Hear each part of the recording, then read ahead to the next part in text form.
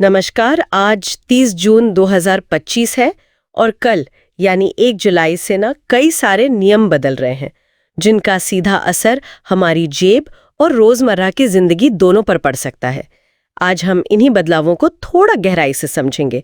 Railway है, banking, tax, यहाँ तक कि दिल्ली में गाड़ी चलाने के नियम भी। तो चलिए एक एक करके देखते हैं कि क्या कुछ बदलने वाला है। सबसे पहले रेलवे की बात कर लेते हैं।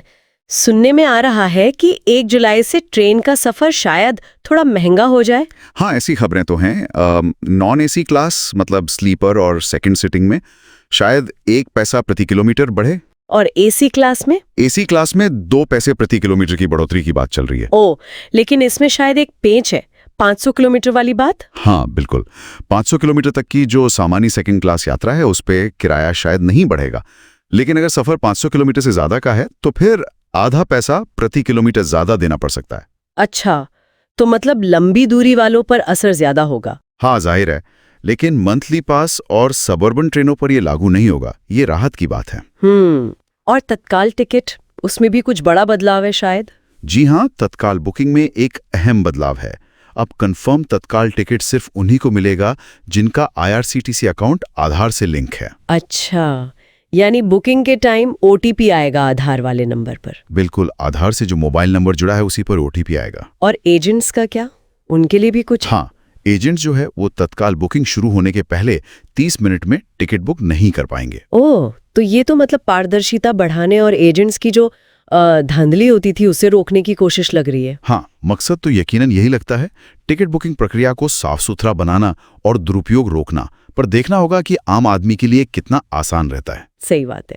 चलिए अब आते हैं बैंकिंग और फाइनेंस पर। पैन कार्ड बनवाने वालों के लिए क्या नया है? 1 जुलाई से अगर कोई नया पैन कार्ड बनवा रहा है तो आधार देना अनिवार्य होगा। बिल्कुल जरूरी। और जिनके पास पहले से पैन और आधार हैं, उन्हें 31 दिसंबर 2025 तक लिंक करना ही होगा। ये CBDT का नियम है। टैक्स सिस्टम को और मजबूत करने की कोशिश लग रही है। हाँ, डुप्लीकेसी खत्म होगी, डेटा सेंट्रलाइज्ड होगा, वही मकसद है। अच्छा, और क्रेडिट कार्ड बिल पेमेंट, उसमें भी कुछ बदलाव की बात थी RBI की तरफ से? हाँ, वो एक बड़ा बदलाव है। RBI के आदेश के मुताबिक अब सभी क्रेडिट कार्ड बिल का payment Bharat bill payment system यानी BBPS के जरिए ही करना होगा। BBPS, इससे तो फिर बिल डेस्क, फोन पे, क्रेडिट जैसी एप्स पर असर पड़ेगा? बिल्कुल पड़ सकता है। हालांकि अभी ये पूरी तरह लागू नहीं हुआ है। अभी सिर्फ 8 बैंकों ने ही ये सुविधा ठीक से शुरू की है। तो ये BBPS आखिर है क्या चीज? थोड़ा आसान भाषा में समझाएंगे? जी, BBPS एक तरह का सेंट्रलाइज्ड प्लेटफॉर्म है जिसे NPCI चलाता है। यहाँ आप अपने सारे बिल, बिजली, पानी, फोन, DTH और अब क्रेडिट कार्ड भी एक ही जगह से भर सकते हैं। लक्ष्य तो है पेमेंट सिस्टम को स्टैंडर्डाइज करना, आसान बनाना। पर हाँ, बैंकों की तैयारी पर निर्भर करेगा कि ये कितना स्मूथली लागू होता है। देखते हैं। अच्छा, ICICI बैंक के ग्राहकों के लिए भी कुछ चार्जेस बदल रहे हैं, ATM वगैरह के। हाँ, ICICI बैंक के लिए अपडेट है। मेट्रो शहरों में महीने के 5 मुफ्त ATM ट्रांजैक्शन के बाद हर निकासी पर 23 रुपए लगेंगे। और नॉन मेट्रो में? नॉन मेट्रो शहरों में ये लिमिट 3 ट्रांजैक्शन की है, उसके बाद वही चार्ज। और IMPS ट्रांसफर पर भी? हाँ, IMPS पे भी नए चार्ज हैं। 1000 रुपए तक भेजने पर 2.5 रुपए, 1 लाख रुपए तक पर 5 रुपए और 1 लाख से 5 लाख रुपए तक भेजने पर 15 रुपए लगेंगे। अच्छा, अब आते हैं HDFC क्रेडिट कार्ड पर। उनके यूजर्स के लिए भी कुछ है? जी, HDFC क्रेडिट कार्ड इस्तेमाल करने वालों के लिए भी कुछ बातें हैं।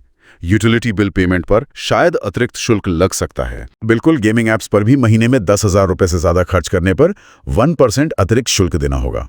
बाप रे, मतलब बैंक अब हर छोटी बड़ी सेवा का पैसा वसूलने पर आ गए लगता है। हाँ, ऐसा लग रहा है कि बैंक अपनी सेवाओं की लागत तो वसूल ही रहे हैं, साथ ही कुछ खास तरह के ट्रांजैक्शंस जैसे वॉलेट टॉपअप या गेमिंग, इन्हें शायद थोड़ा कंट्रोल भी करना चाह रहे हैं।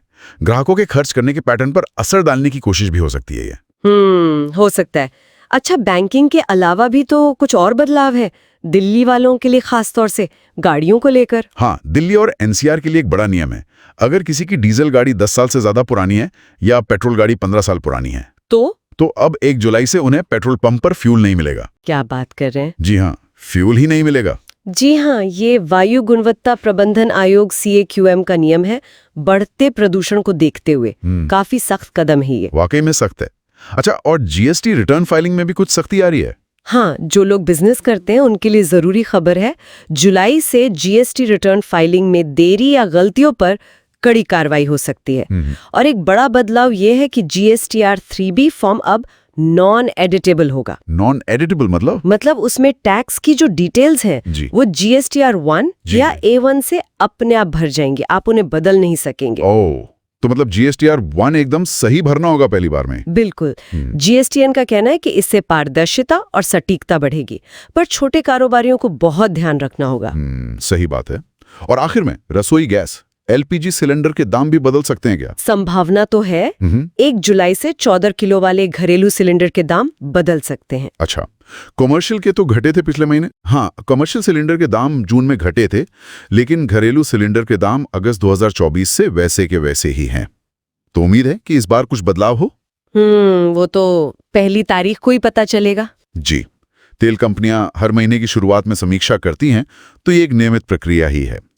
देखना होगा कि क्या होता है। तो कुल मिलाकर देखें तो कल से काफी कुछ बदल रहा है। ट्रेन का सफर, बैंक के चार्जेस, पैन आधार, टैक्स फाइलिंग, दिल्ली में पुरानी गाड़ी चलाना और शायद रसोई गैस का खर्चा भी। इन सब पर ध्यान देना तो बहुत जरूरी है ताकि महीने का बजट ना बिगड़े।